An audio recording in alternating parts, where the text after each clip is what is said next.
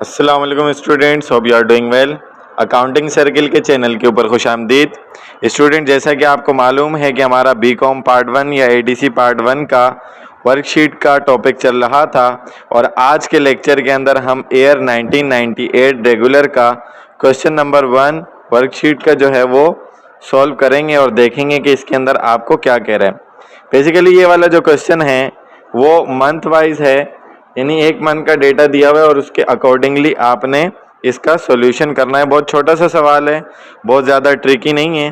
तो देखते हैं कि इसमें क्या कहता है। वीडियो पूरी देखने से पहले मेरे चैनल को सब्सक्राइब करें और वीडियो को ज़्यादा से ज़्यादा शेयर करें ताकि जिन स्टूडेंट्स को इस तरीके के टॉपिक्स में मसले मसाइल होते हैं तो वो ईजीली क्लियर कर सकें। तो क्वेश्चन में आपको कह रहा है, following is the pre closing trial balance of falcon trader. ठीक है ना, ट्रायल बैलेंस दिया हुआ है जुलाई 31 1997 का और डेबिट क्रेडिट में आपको बैलेंस दिए हुए हैं cash, asset, account receivable, merchandise inventory, unexpired insurance, advertising supplies expense, office equipment, accumulated depreciation, account payable, RH का capital, cost of goods sold already given है, इसका मतलब कैलकुलेट करने की ज़रूरत नहीं पड़ेगी आपको। सेल रेवेन्यू आपके पास गिवन है, office salaries expense, sale discount और सेल रिटर्न भी आपके पास गिवन है। आपने रिक्वायर्ड में देखा है कि प्रीपेड 10 कॉलम वर्कशीट बनानी है, तो वही हम बनाएंगे। पहले एडजस्टमेंट हम रफली करेंगे और उसके बाद तो एडजस्टमेंट डेटा जो है वो 5 एंट्रीज पर मुश्तमिल है और देखते हैं वो आपको क्या कह रहे हैं। सबसे पहले कह रहे हैं insurance expense for the month, यानी इस मंथ के लिए जो इंश्योरेंस एक्सपेंस हुआ है वो 18 रुपये का हुआ है। तो ऊपर उसने कहा था अनएक्सपायर्ड इंश्योरेंस आपके पास 486 है, यानी इतना आपने एडवांस में दिया हुआ था, अनएक्सपायर्ड था, उसमें से 18 रुपये एक्सपायर हो गया। एक्सपायर हो गया तो इंश्योरेंस एक्सपेंस डेबिट 18 रुपये और अनएक्सपायर्ड इंश्योरेंस प्रीपेड यानी एसेट है कम हो गया तो क्रेडिट, ये पहली एंट्री बन गई। फिर कह रहे हैं एडवर्टाइजिंग सप्लाईज ऑन हैंड जुलाई 31 ₹507, यानी कि जुलाई 31 को मंथ के आखिर में जो एडवर्टाइजिंग सप्लाईज हैं वो 507 रुपये की थी मौजूद हैं, यानी बच गई। तो ऊपर क्या कह रहे हैं एडवर्टाइजिंग सप्लाईज एक्सपेंस आपको 835 का करना था लेकिन 507 से बच गई, तो इसका मतलब एक्सपेंस कम हो गया और सप्लाईज आपकी एसेट हैं, करंट एसेट बच गई तो डेबिट हो गया। Advertising supplies debit, advertising supplies expense credit 507 रुपये से।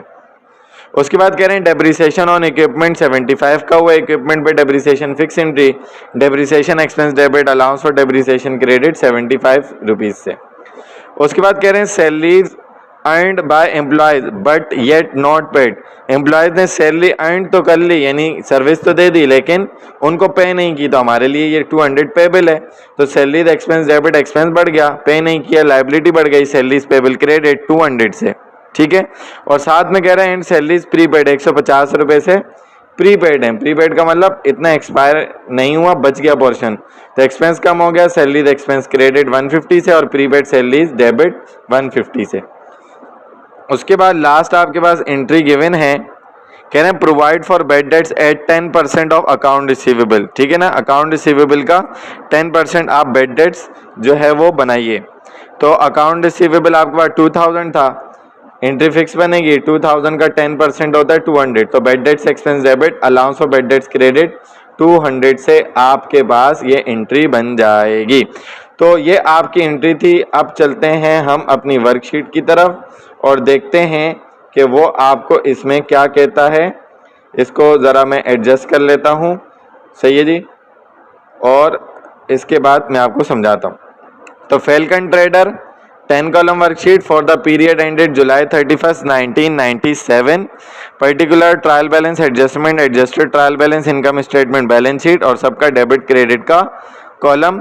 तो ये 10 कॉलम बन जाते हैं, इसलिए इसको 10 कॉलम वर्कशीट कहते हैं। ठीक है जी। तो उसके बाद हमारे पास सबसे पहले जो ओरिजिनल ट्रायल बैलेंस था उसको हम यहाँ कॉपी कर लेंगे। कैश एसेट है डेबिट, अकाउंट रिसीवेबल एसेट है डेबिट, मर्चेंडाइज इन्वेंट्री इसको एज ए एसेट लेंगे क्योंकि cost of goods sold given है, अनएक्सपायर्ड इंश्योरेंस एसेट है, एडवर्टाइजिंग सप्लाईज एक्सपेंस है, ऑफिस इक्विपमेंट एसेट हो गया, accumulated depreciation Contra asset, account payable liability, RH capital जो है वो इक्विटी हो गया। उसके बाद cost of goods sold expense account है, सेल रेवेन्यू रेवेन्यू हो गया, ऑफिस सैलरी एक्सपेंस एक्सपेंस है, सेल डिस्काउंट और सेल रिटर्न दोनों एक्सपेंस में हम ट्रीट करेंगे।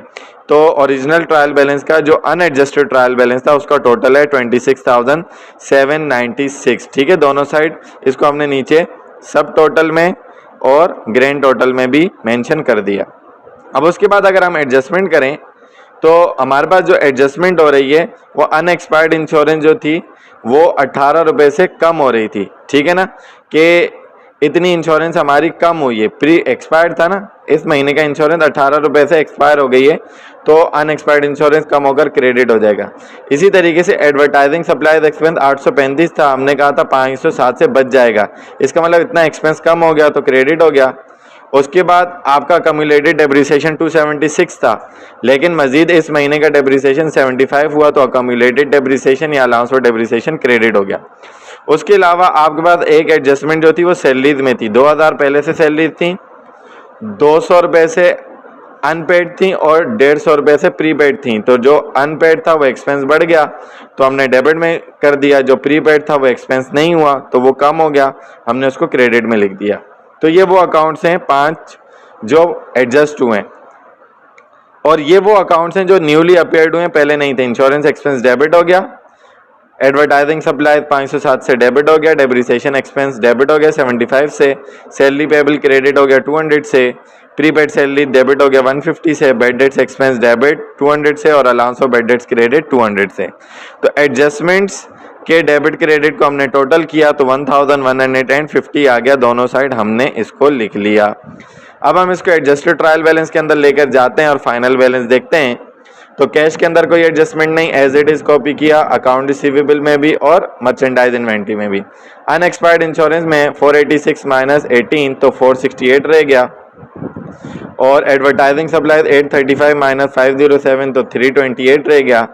Office equipment as it is copy किया, अकम्युलेटेड डेप्रिसिएशन 276 प्लस 75 तो 351 आ गया। अकाउंट पेबल 4800 आपने लिख लिया, कैपिटल 13,140 लिख लिया, cost of goods sold 46,000 as it is लिख दिया, sale revenue 8,580 as it is लिख लिया, सैलरीज एक्सपेंस को एडजस्ट किया 2000 प्लस 200 माइनस 150 तो 2050 आ गया। Sale discount sale return as it is copy हो गए। इंश्योरेंस एक्सपेंस जो एडजस्टमेंट के न्यू अकाउंट है, जो डेबिट था वो डेबिट, जो क्रेडिट है वो credit. Insurance expense, advertising supplies और डेप्रिसिएशन एक्सपेंस तीनों डेबिट हो गए। सैलरीज पेबल क्रेडिट हो गया, उसके बाद प्रीपेड सैलरी एसेट डेबिट हो गया, उसके बाद बेड डेट्स एक्सपेंस है डेबिट हो गया, अलाउंस ऑफ बेड डेट्स जो है वो काउंटर एसेट है क्रेडिट हो गया। दोनों साइड का जब हमने टोटल किया एडजस्टेड ट्रायल बैलेंस का तो हमारे पास 27,271 का आंसर आ गया। दोनों साइड पे हमने इसको ग्रैंड टोटल और सब टोटल में मेंशन कर दिया। अब इनकम स्टेटमेंट के अंदर कौन से अकाउंट जाएंगे? सबसे पहले हमारे पास एडवर्टाइजिंग सप्लाईज एक्सपेंस जाएगा, ठीक है, और उसके बाद cost of goods sold expense है वो जाएगा, सेल रेवेन्यू क्रेडिट रेवेन्यू में एक ही रेवेन्यू है, उसके बाद सैलरीज एक्सपेंस एक्सपेंस में डेबिट जाएगा, सेल रिटर्न सेल डिस्काउंट दोनों एक्सपेंस डेबिट में जाएंगे, इंश्योरेंस एक्सपेंस एक्सपेंस से डेबिट में जाएगा, डेप्रिसिएशन एक्सपेंस 75 से डेबिट में जाएगा और बेड डेट्स एक्सपेंस एक्सपेंस से डेबिट में जाएगा। तो डेबिट साइड एक्सपेंस का टोटल किया 8,171 आ गया। On the other hand revenue एक ही था 8,580 यानी 8,580, तो दोनों का डिफरेंस लिया, क्रेडिट साइड ज़्यादा है डेबिट साइड कम है यानी एक्सपेंसेस कम है, तो डिफरेंस लेकर आपके पास प्रॉफिट कितने का आया? 409 रुपये का नेट प्रॉफिट आया, जो कि यहाँ पर रेड से मैंने मेंशन कर दिया। तो 8,580 आ गया, दोनों साइड का टोटल जो हमने लिख लिया। फिर हम बैलेंस शीट में जाते हैं, तो बैलेंस शीट में आपका cash asset, account receivable asset, ending inventory asset, क्योंकि कॉस्ट ऑफ गुड्स सोल्ड उधर गिवन थी। 468 से अनएक्सपायर्ड इंश्योरेंस एसेट है, 8520 से ऑफिस इक्विपमेंट एसेट है, अकम्युलेटेड डेप्रिसिएशन कॉन्ट्रा एसेट है, 4800 से लायबिलिटी, अकाउंट पेबल 13140 से कैपिटल आ गया, उसके बाद 507 से advertising supply asset, salaries payable आपकी लायबिलिटी और प्रीपेड सैलरीज आपका एसेट और अलाउंस फॉर बेड डेट्स जो है आपका कॉन्ट्रा एसेट आ गया। तो डेबिट साइड टोटल की 19,100, क्रेडिट साइड टोटल की 18,691 आ गया।